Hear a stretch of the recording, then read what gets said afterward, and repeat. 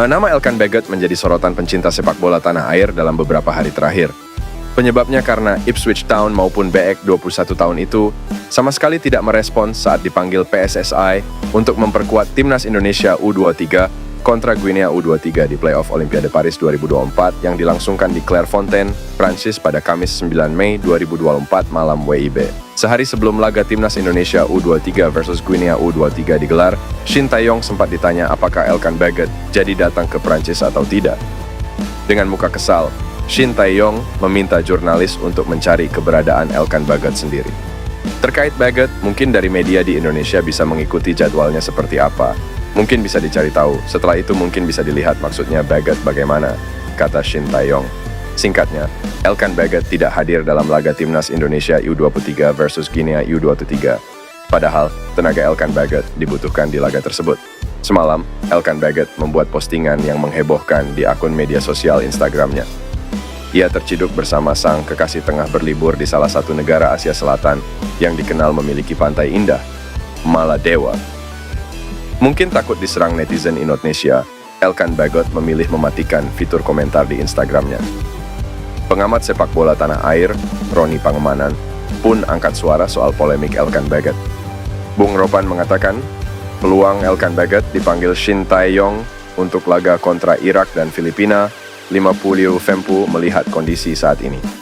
Bung Ropan menegaskan, Shin Tae-yong pun tak perlu takut sekalipun tidak memanggil Elkan Baggott. Sebab, pelatih 53 tahun itu memiliki banyak opsi di lini belakang. Shin Tae-yong bakal full senyum, sebab timnas Indonesia berpotensi memiliki penyerang naturalisasi baru dari Belanda. Pemain yang dimaksud adalah penyerang jangkung yang berkostum FC Utrecht, Ole Romeni.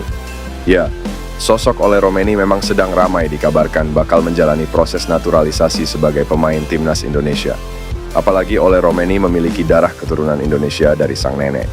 Kini kabar soal Ole Romeni bakal memperkuat timnas Indonesia semakin mencuat setelah Ragnar Oratmangoen membocorkan update naturalisasi sang pemain. Menurut Ragnar, saat ini Ole Romeni mengaku masih pikir-pikir untuk dinaturalisasi menjadi warga negara Indonesia, WNI.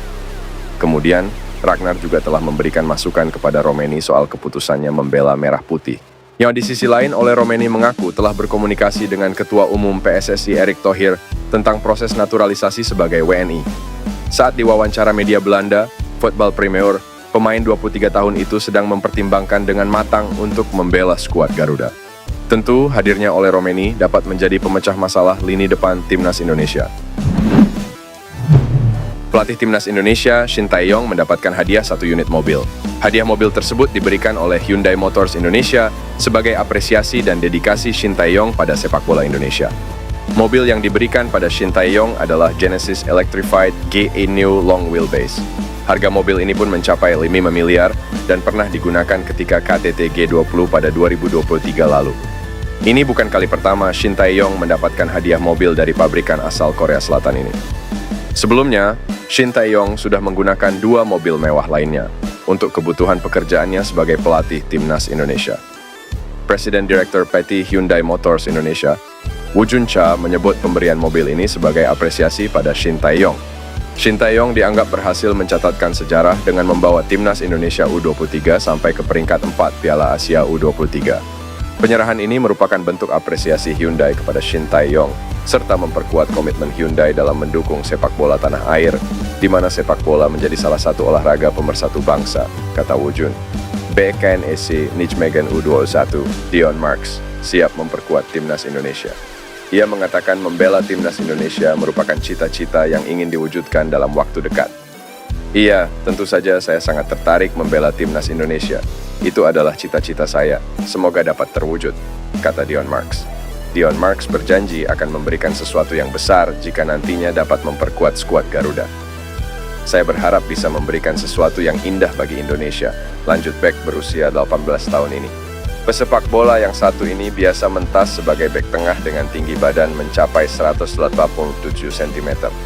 Berhubung baru 18 tahun, masih ada kesempatan bagi Dion Marks untuk meningkatkan tinggi badannya. Saat ini, ia sudah dipercaya memperkuat NEC Nijmegen U21 di usia 18 tahun. Mungkin dalam 1 atau 2 tahun ke depan, Dion Marks bakal dipromosikan ke tim senior. mengingat ia beberapa kali sudah dipercaya berlatih bersama Calvin Verdong dan kawan-kawan.